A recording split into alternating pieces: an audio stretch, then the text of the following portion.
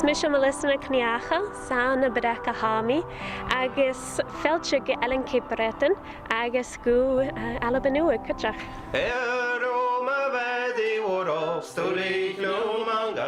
SEAMUS Watson is what I'm called here at Nova Scotia Highland Village, Ballin and Gael. The Highland Village was established by a number of Gaelic-speaking folks about half a century ago now, I guess. Felt that they needed some institutional representation as Gaels in Nova Scotia. So the decision was made to start an outdoor living history museum. It's estimated currently that there are about roughly 240 to 50,000 people in Nova Scotia who are descendant of Gaels that came here in the 19th century. It was through songs and stories that the culture was passed. The very way that we live here in Cape Breton is all about the Scottish culture. Those first settlers really clung to their traditions, and people kind of acted in a preservation mode in a lot of ways, so we really value tradition. To find out more about the strength of the Gaelic culture in Cape Breton, I went to the Gaelic College, which operates all year round. Colin MacDonald is the Gaelic Director here at the Gaelic College. Colin, first of all, tell me what your role involves.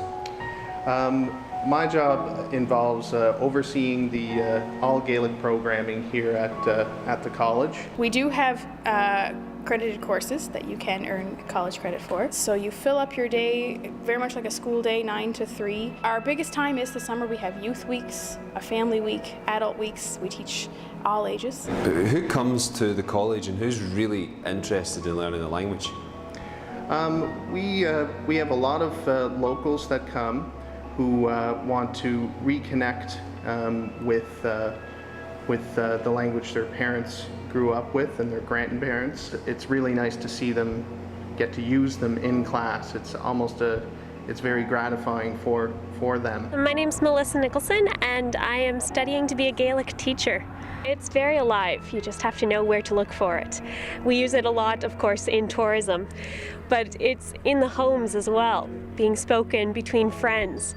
I've got a friend that we try only to speak Gaelic to each other because once we switch to English, we get bored really easily. There is, I think, a latent and blatant pride in Gaelic background, or Gaelic as you would say in Scotland. Here in Cape Breton, and in fact I would say that that's true of much of Nova Scotia. I'm a Beaton. My mother was a MacIsaac. I'm 100% Scottish through and through and proud of it. I think I become a little bit more myself every year that I go. Do you think people associate more to Scotland, Canada?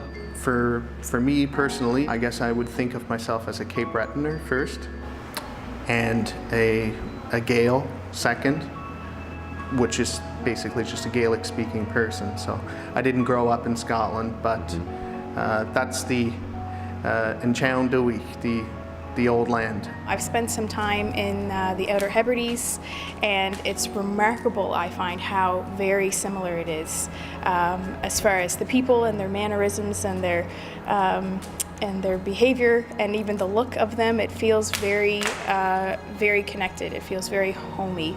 I spent some time in South Uist.